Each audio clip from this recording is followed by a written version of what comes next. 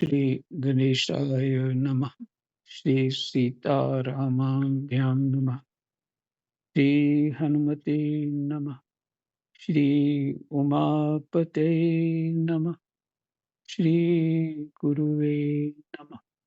सब संतन की जय जय। जय जय सीताराम। राधे श्याम। श्रीमद् भागवत महापुराण प्रथम स्कंद 8वां अध्याय।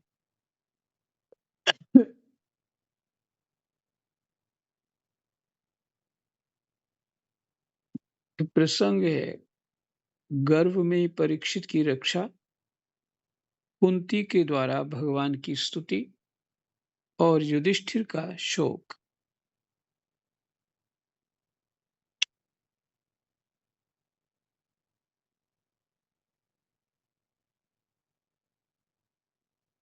सूत जी कहते हैं, इसके बाद पांडव श्री कृष्ण के साथ जलांजलि के इच्छुक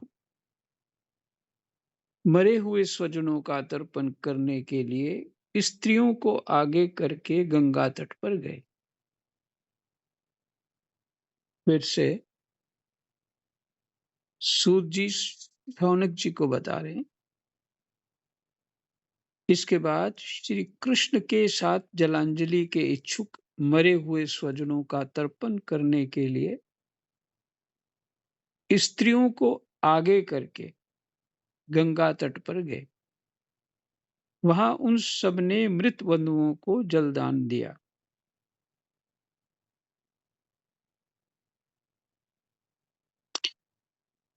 अच्छा, यह शब्द है स्त्रियों को आगे करके, ऐसा क्यों?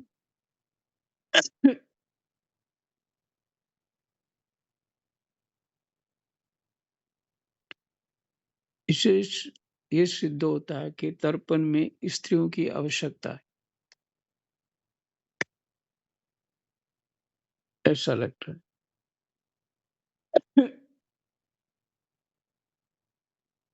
वहां उन सबने मृत बंधुओं को जलदान दिया और उनके गुणों का स्मरण करके बहुत विलाप किया।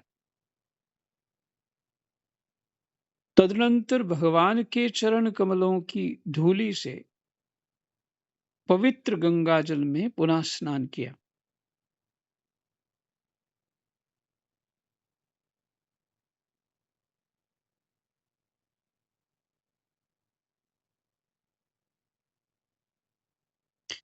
वहां अपने भाइयों के साथ कुरुपति महाराज युधिष्ठिर, धृतराष्ट्र, पुत्र शोक से व्याकुल गांधारी, कुंती और द्रौपदी सब बैठकर मरे हुए स्वजनों के लिए शोक करने लगे।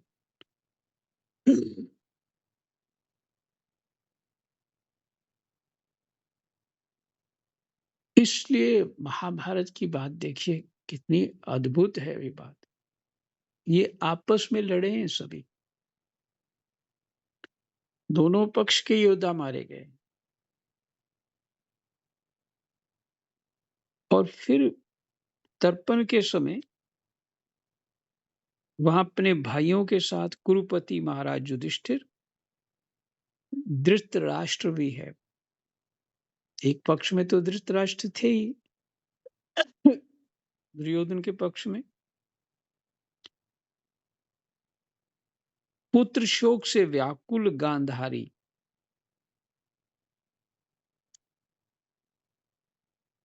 दुर्योधन को मार दिया, उसके पुत्रों को मार दिया। कुंती, कुंती के तो पोतों को मार दिया। और द्रौपदी, जिसके 5 पुत्र को मार दिया अश्वत्थामा ने। सब बैठकर मरे हुए स्वजनों के लिए शोक करने लगे। इकट्ठे ही बैठे हैं सभी।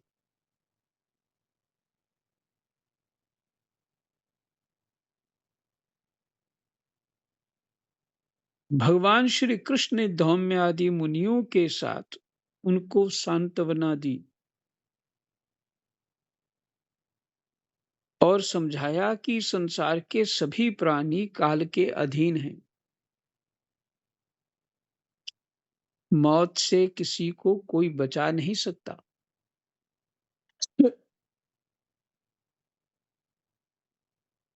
ये युद्ध तो बहाना है।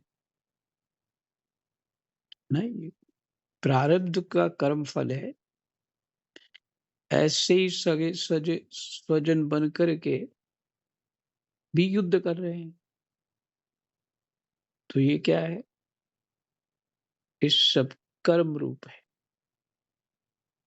कोई कहे कि मेरे मेरे जीवन भर दुख भोगे हैं, मेरे साथ ऐसा हुआ वैसा हुआ, ऐसे गीत गाए, तो ये उचित नहीं है बिल्कुल। क्योंकि धर्मराज जो है किसी को व्यर्थ दंड तो नहीं देते। जीव का प्रारब्ध होता है।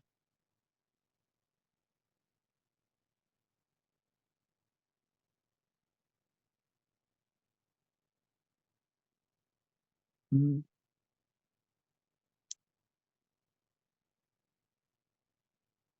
तो भगवान श्री कृष्ण ने धौम्यादि मुनियों के साथ उनको सांत्वना दी और समझाया कि संसार के सभी प्राणी काल के अधीन हैं। मौत से किसी को कोई बचा नहीं सकता।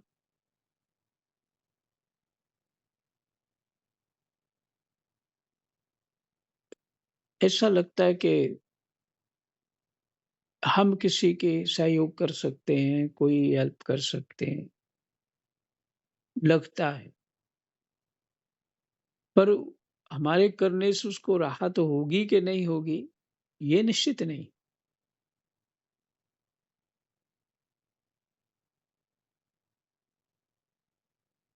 ऐसी-ऐसी घटनाएँ देखी हैं कि सभी प्रबंध करके उसका दुःख नहीं जा रहा।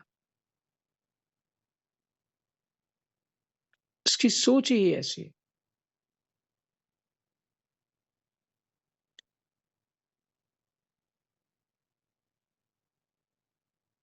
तो इसलिए ये मत विचार करिए।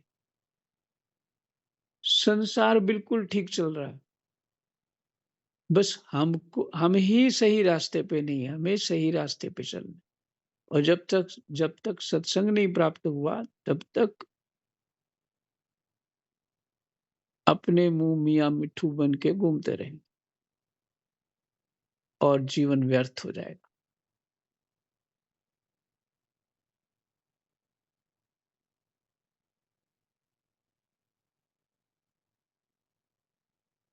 इस प्रकार भगवान श्री कृष्ण ने अजात शत्रु महाराज युधिष्ठिर को उनका वह राज्य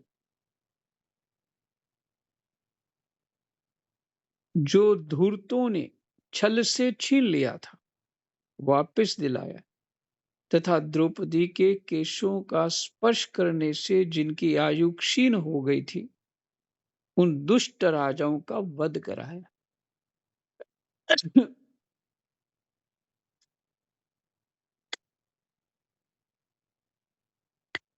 भगवान तो धर्म के साथ ही रहते हैं। अधर्म में तो बड़ी चमक होती है, वो प्रभावित कर देता है अपनी चमक से। लेकिन वो प्रभावित तो कर दे भले, लेकिन परिणाम अच्छा नहीं होगा।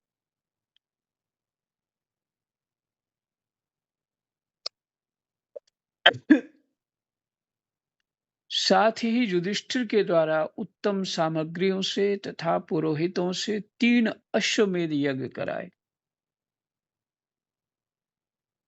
इस प्रकार युधिष्ठिर के पवित्र यश को 100 यज्ञ करने वाले इंद्र के यश की तरह सब और फैला दिया। इसके बाद भगवान श्री कृष्ण ने वहां से जाने का विचार किया। उन्होंने इसके लिए पांडवों से विदा ली और व्यास आदि ब्राह्मणों का सत्कार किया। भेंट इत्यादि करके, स्तुति करके, प्रणाम करके सत्कार किया। उन लोगों ने भी भगवान का बड़ा ही सम्मान किया, वो तो जानते ही। तदनंतर सात्यकी और उद्धव के साथ द्वारका जाने के लिए वे रथ पर सवार हुए। उसी समय उन्होंने देखा कि उत्तरा भय से विह्वल होकर सामने से दौड़ी चली आ रही।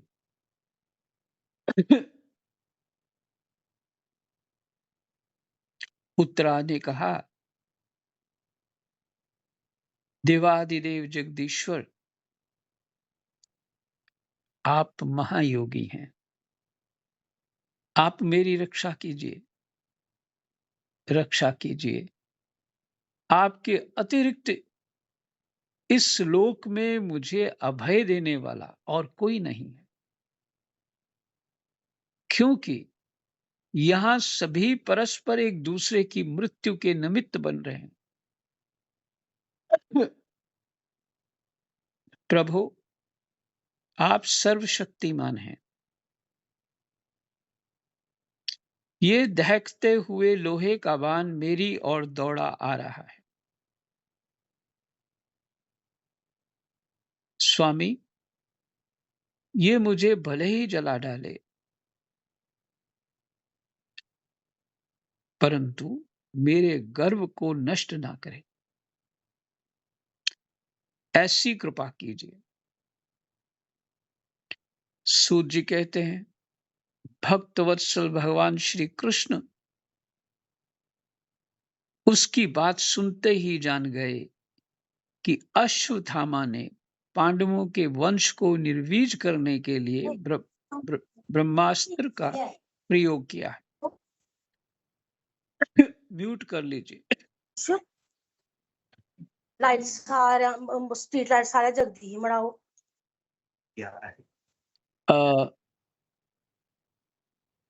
राम राम जी म्यूट कर लो।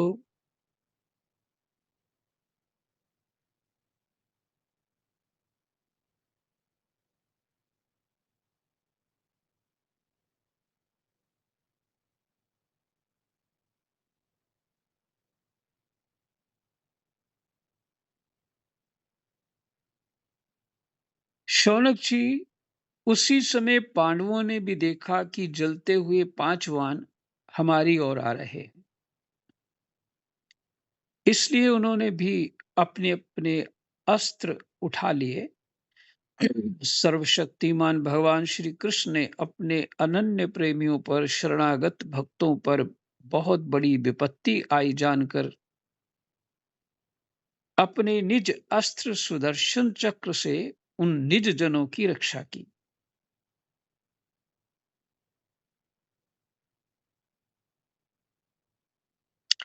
फिर से सुन लीजिए।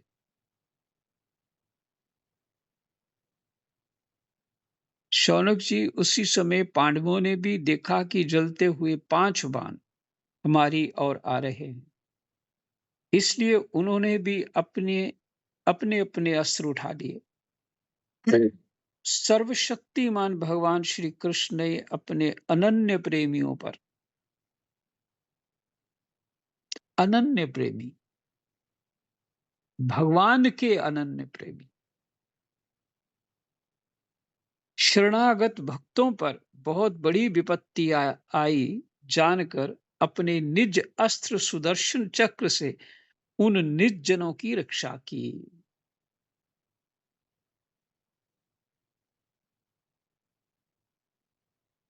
पांडव भगवान के भक्त भी हैं।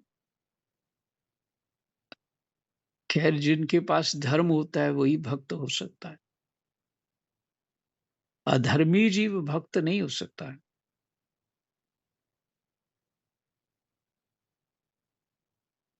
संसार में विचरण करते हुए, संपत्ति से संपन्न होते हुए भी पांडव का जीवन कैसा है, ये महाभारत में जैसा पांडवों का जीवन लिखा है, वो अद्भुत है। और उसकी महिमा में लिखा है कि पांडवों का स्मरण करना पापों को नष्ट कर देता है। ऐसा जीवन चरित्र है उनका। और दूसरा है राजा नल दमयंती का, बड़ा धर्मपूर्वक जीवन है उनका। इस सब प्रसंग, अद्भुत प्रसंग जो है, महाभारत में मिलते हैं। तो भगवान ने अपने सुदर्शन चक्र से, जो उसने ब्रह्मास्त्र चला दिया था, उससे रक्षा की। योगेश्वर श्री कृष्ण समस्त प्राणियों के हृदय में विराजमान आत्मा है।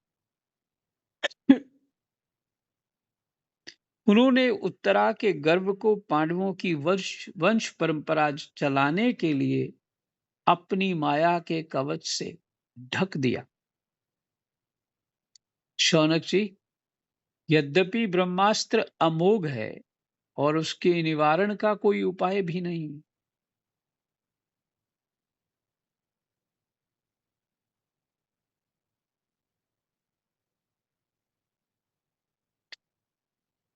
फिर भी भगवान श्री कृष्ण के तेज के सामने आकर वह शांत हो गया।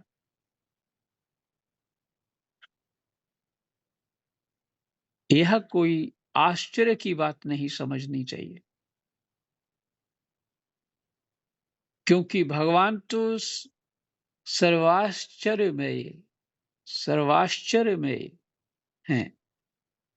आश्चर्य का भी आश्चर्य भगवान है। वे ही अपनी निज शक्ति माया से स्वयं अजन्मा होकर भी इस संसार की सृष्टि, रक्षा और संहार करते हैं।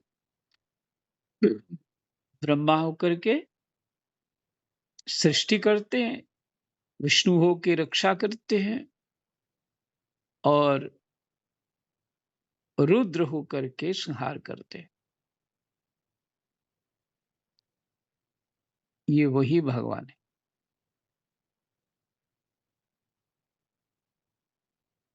जब भगवान श्री कृष्ण जाने लगे, तब ब्रह्मास्त्र की ज्वाला से मुक्त अपने पुत्रों के और द्रौपदी के साथ सती कुंती ने भगवान श्री कृष्ण की इस प्रकार स्तुति की।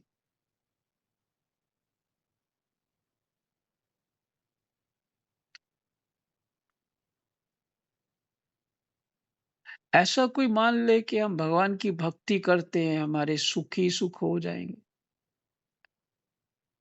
तो मूर्खता के अतिरिक्त तो कोई बात और कुछ नहीं है।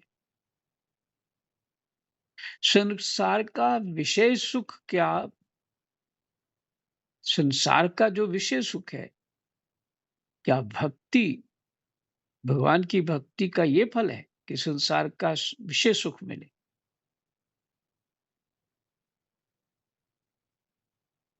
हमारी मनोकामना पूरी हो जाए, क्या भक्ति का ये फल है?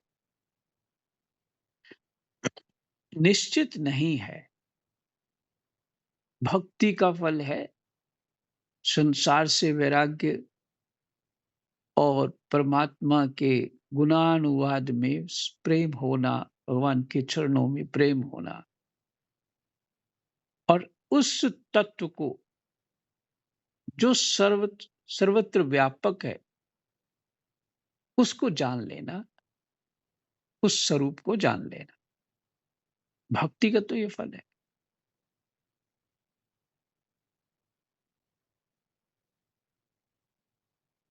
और कोई कहे मैं भक्ति करता हूं और फिर भी मुझे दुख आते हैं, तो निश्चित है उसका कोई गुरु है नहीं। अगर है भी है तो वो गुरु से कुछ सीखा भी नहीं।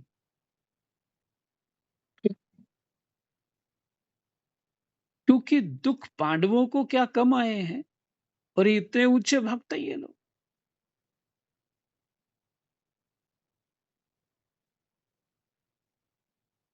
कोई जगत में ऐसा नहीं है जिसको दुःख नहीं आता, क्योंकि सुख और दुःख से ही शरीर बनता है। माने पाप पुण्य होगा तो शरीर मिलेगा, या केवल पुण्य पुण्य है पाप नहीं है तो शरीर नहीं मिलेगा, या पाप ही पाप है तो पुण्य कुछ नहीं, शरीर नहीं मिलेगा।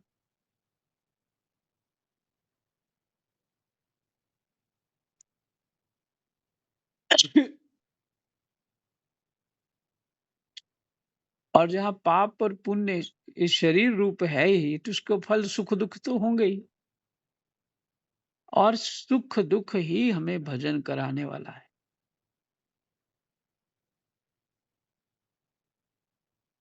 अगर सुख दुख ना हो तो भजन भी नहीं हो,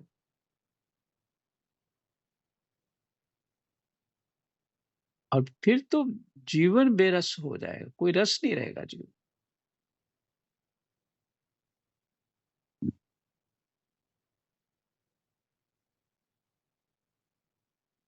अम्बरीश महाराज को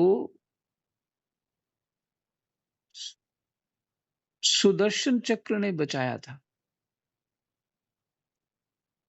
दुर्वासा जी की कृत्या से अग्नि रूपी स्त्री बनाई उन्होंने और अम्बरीश के पीछे लगा दी। अम्बरीश अपनी जगह से थोड़ा से मस हिले नहीं, भगवान के भरोसे थे इसलिए, और तुरंत सुदर्शन प्रकट हो गए और उस कृत्या जो अग्नि रूप कृत्या थी उसको जला दिया। अब वो सुदर्शन चक्र जो है दुर्वासा के पीछे पड़ गए। अब दुर्वासा भागने लगे, अपनी मनोगति से सिद्ध महापुरुष हैं।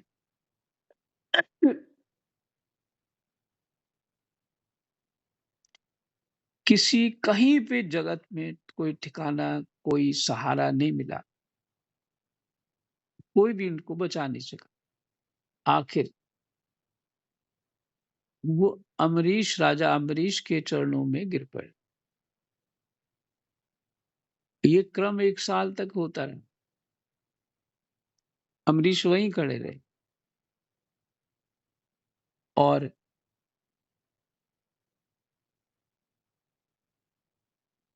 अम्बरीश ने प्रार्थना करी सुदर्शन चक्र से, हे प्रभु, आप मेरे ब्राह्मण देवता की रक्षा करें, ये मेरे अतिथि हैं।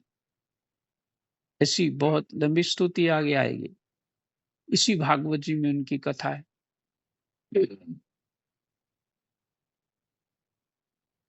तो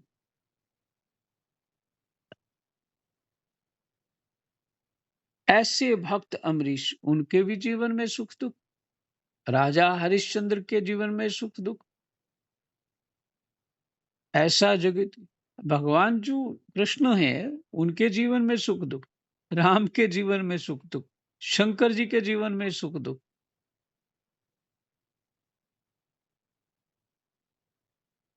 और हम देवताओं का नाम लें हमारे दुख चले जाएं। तो ये इसी तरह का कुछ प्रश्न,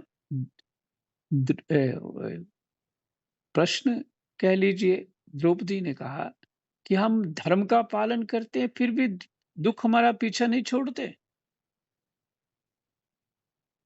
तो युधिष्ठिर आश्चर्य में पड़ जाते हैं कि द्रौपदी क्या बोला तुमने? क्या धर्म पालन क्या सुख के लिए होता है? वो महाभारत में बहुत सुंदर प्रसंग है। तो द्रौपदी को उपदेश किया युधिष्ठिर ने।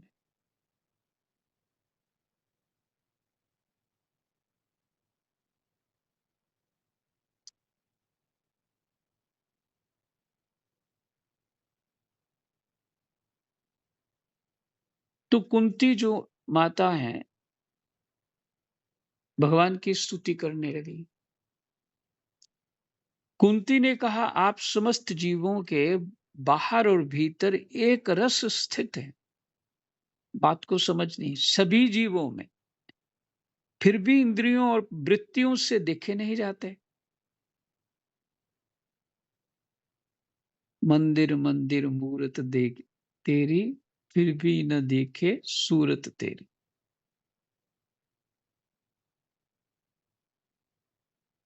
घट घट वासी रे, हैं? समस्त जीवों के बाहर और भीतर एक रस स्थित है, फिर भी इंद्रियों और वृत्तियों से देखे नहीं जाते, क्योंकि आप प्रकृति से परे आदि पुरुष परमेश्वर हैं। प्रकृति देख ही नहीं सकती अर्थात।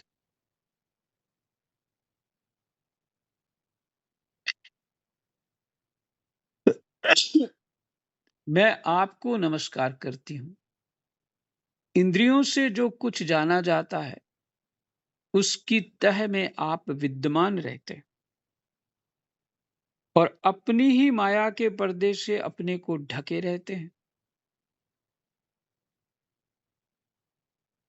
अपनी ही माया के पर्दे से अपने को ढके रहते हैं। देखिए, बात समझने के लिए ना, जिसका दिन रात संसार में ही व्यवहार होता रहता है, वो अध्यात्म की बात उसको समझना कठिन होता है। बुद्धि निर्मल चाहिए, शांत चाहिए, वैराग्यपूर्ण जीवन चाहिए, एक चिंतन चाहिए।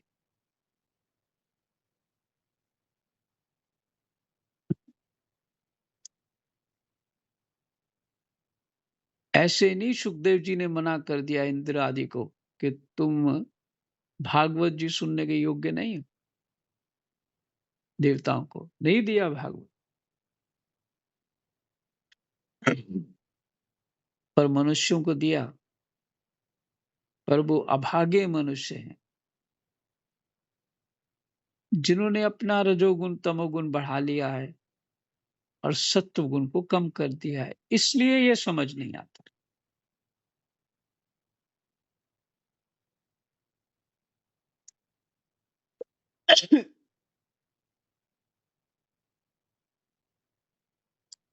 इंद्रियों से जो कुछ जाना जाता है, उसकी तह में आप विद्यमान रहते हैं और अपनी ही माया के पर्दे से अपने को ढके रहते हैं। मैं अबोध नारी, आप अविनाशी पुरुषोत्तम को भला कैसे जान सकती हूँ? जैसे मूढ़ लोग दूसरा वेश धारण किए हुए नट को प्रत्यक्ष देखकर भी नहीं पहचान सकते, वैसे ही आप दिखते हुए भी नहीं दिखते। दिखते हुए भी प्रत्यक्ष में सामने हैं, फिर भी कहते नहीं दिखते। आपका वास्तविक स्वरूप इंद्रियां तो समझ नहीं पाएंगे।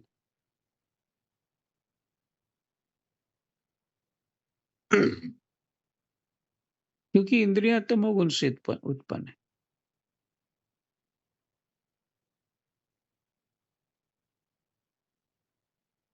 आप शुद्ध हृदय वाले विचारशील जीवन मुक्त परमहंसों के हृदय में अपनी प्रेममयी भक्ति का सृजन करने के लिए अवतीर्ण हुए।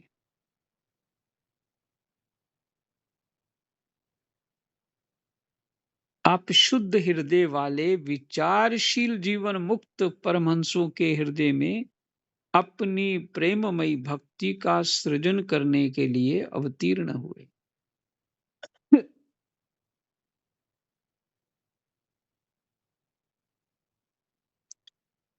शुद्ध हृदय होना, मन बुद्धि चित्त अहंकार का शुद्ध होना, कामना रहित होना, जो विषयों के रस में पड़ा रहता है, चिंताओं में रहता है, अशुद्ध है वो।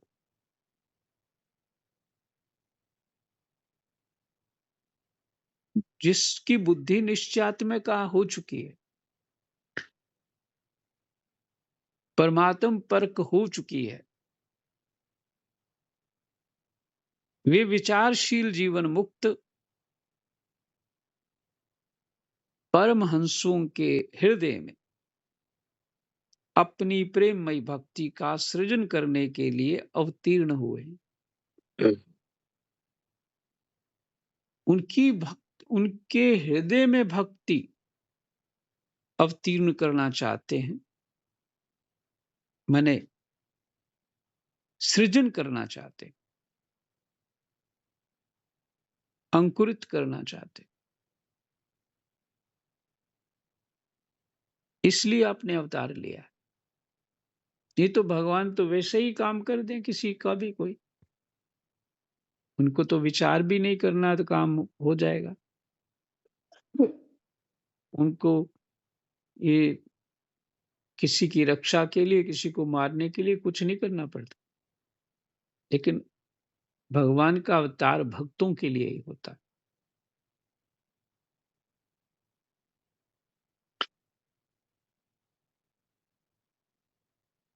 फिर हम अल्प बुद्धि स्त्रियां आपको कैसे पहचान सकते हैं? आप श्री कृष्ण वासुदेव देवकी नंदन नंदगोप के लाडले लाल गोविंद को हमारा बारंबार प्रणाम। यहीं तक विश्राम करते हैं, समय हो गया। 21 श्लोक तक याद रखिए। जय जय सीताराम, राधे श्याम। कृष्णाय वासुदेवाय हरये परमात्मने प्रणतः क्लेशनाशाय गोविन्दाय नमो नमः।